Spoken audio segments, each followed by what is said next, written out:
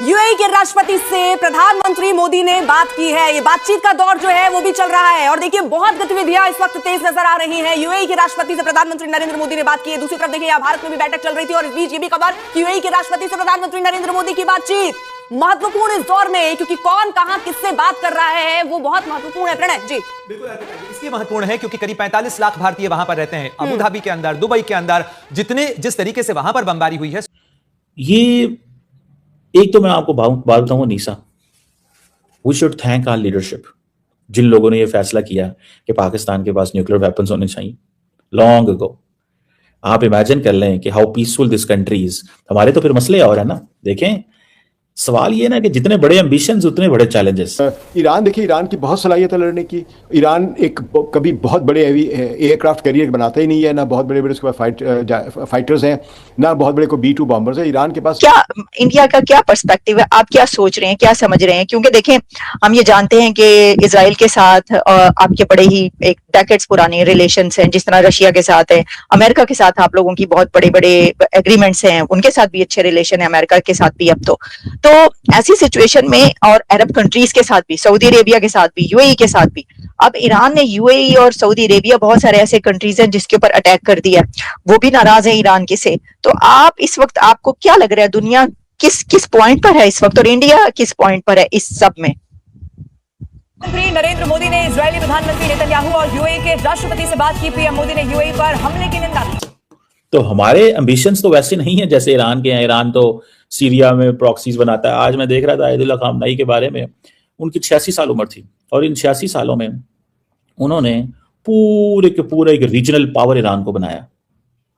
घर में उन्होंने लोगों को दबाया, अमेरिका, इजराइल, अरब वर्ल्ड सबसे लड़ाई दी। इंडिया और ईरान की बात करें तो इंडिया और ईरान के बीच में कभी भी कोई बड़े डिफरेंसेस नहीं थे।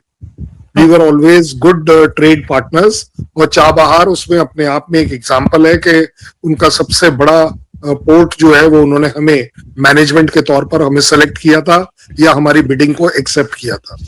मैं ये भी मानता हूं कि अगर डिफरेंसेस को देखना है तो मुझे लगता है मेरे और तालिबान के डिफरेंसेस बहुत ज्यादा होंगे एज कंपेयर टू ईरान के साथ कंपैरेटिवली हमारे। और बाय द वे, जब बात आती है कि वर्सेस इजराइल और यूएस, तो let me tell you very responsibly that जहां इजराइल के साथ हमारे रिलेशन अच्छे हैं तो पैलेस्टीनियन को सबसे पहले हमने रिकॉग्नाइज किया था। तो वहां अगर रिलेशन, मुझे लगता है इंडिया के पास एक जो यूनिकनेस है वो सिर्फ इस बात की है कि हमारे किसी के साथ भी रिलेशंस थर्ड पार्टी डिसीजन पर नहीं है। अगर मेरे और रशिया के रिलेशंस अच्छे हैं तो मेरे और यूएस के रिलेशन अच्छे हैं, क्योंकि हम इसको आपस में कनेक्ट नहीं करते हैं, हम अपने रिलेशंस को बायलैटरल लेकर रखते हैं। अगर मेरी स्ट्रैटेजिक ट्रीटी यूएस के साथ है तो मेरी डिफेंस ट्रीटी रशिया के साथ भी है। इजराइल का केस जब आप कहते हैं तो भी सेम टू सेम है। रही बात, आई गॉट योर पॉइंट, लेकिन इसके अंदर सवाल ये है कि फिर आपका ये जो हुआ है और खामनेई की जो किलिंग हुई है और अब जो हालात हैं, इसके ऊपर आपका क्या कहना है? सही हुआ है या गलत हुआ है? अगर बड़े मोटे तौर पर बात करी जाए, गलत हुआ, इसमें कोई शक नहीं है। और ये इसलिए नहीं है कि कोई मेरा ईरान के तरफ टिल्ट है। मैं ईरान को कुछ हद तक रिस्पॉन्सिबल मानता हूं कि हिजबुल्लाह, हमास, हुतीज को टेररिज्म में सपोर्ट करने वाला कंट्री ईरान है, लेकिन well that is beyond my control. लेकिन एट द सेम टाइम वो मेरे साथ ट्रेड करता है, मेरे रिलेशंस उसके साथ अच्छे हैं। और उससे भी बड़ी बात, अगर खमेनी किसी भी वजह से, दो I am not a very fan of him, but अपने आप में बोलता हूं कि खमेनी किसी भी कैपेसिटी में कुछ भी हैं, अगर उनके अपने देश में वो एक्सेप्टेबल हैं, एक तीसरे देश को हक नहीं बनता कि वो उसका खात्मा करे या उसको एलिमिनेट करे। सेकेंड, एज अ रिलीजन भी अगर मैं बात करूं तो आपको ये बता दूं, मेरे ख्याल आपके कराची में तो सिर्फ 70,000 शियाज हैं। मेरे पास उससे ज्यादा शिया है। मेरी शिया कम्युनिटी, आपकी कंट्री में ईरानी बहुत ज्यादा है। जी, मैं यही कह रहा हूं। और मेरे पास जो शियाज हैं वो अगर खमेनी को एज अ रिलीजियस लीडर देखते हैं तो उस रिलीजियस लीडर का कट्टरपन होना एक अलग बात है। He may be a fanatic about it, but अपने आप में this is not the correct way. जिस तरीके से आप डिक्टेट करें और किसी की जान ले लें, किसी एक पूरे के पूरे रिलीजियस सेक्ट को एक तरीके से लूट लें, क्योंकि लेकिन कर्नल साहब जो खामनाई है और ईरान ने जो हमले किए सऊदी अरेबिया, यूएई, कतर, वहां पर बुर्ज खलीफा को उसने हिट किया, बुर्ज उल अरब पे, ऐसी जगहों पर जहां पे सोचा नहीं जा सकता, तो वो भी तो डिक्टेट कर रहा है।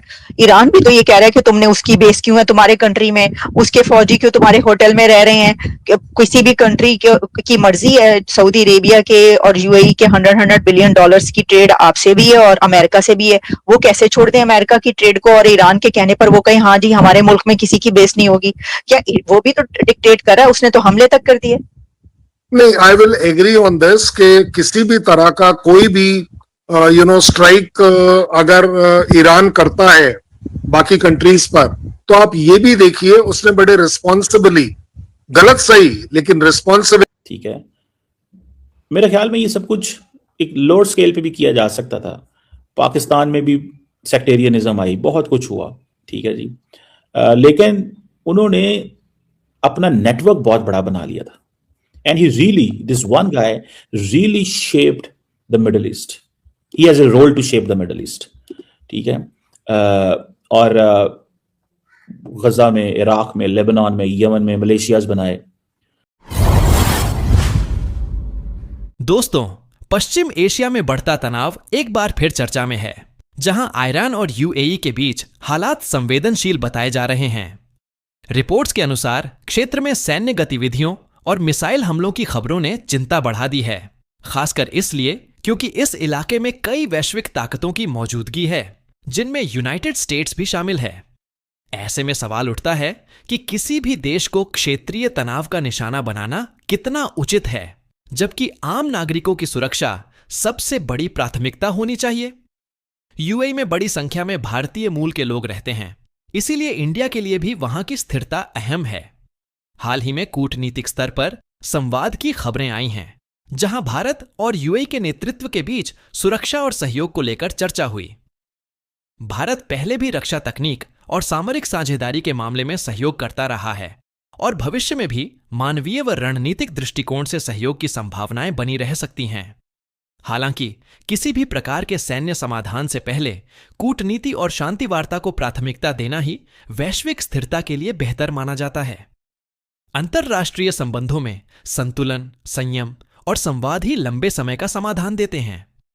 ऐसे संवेदनशील मुद्दों पर हमें तथ्यों के आधार पर सोचने और शांति का समर्थन करने की जरूरत है। क्या आपको लगता है कि क्षेत्रीय विवादों का हल सैन्य ताकत से निकल सकता है या फिर बातचीत ही सही रास्ता है? अपनी राय जरूर साझा करें, क्योंकि आपकी सोच ही भविष्य की दिशा तय करती है। अगर आपको ऐसी विश्लेषणात्मक और संतुलित जानकारी पसंद आती है तो वीडियो को लाइक करें, अपने दोस्तों के साथ शेयर करें और चैनल को सब्सक्राइब करना न भूलें।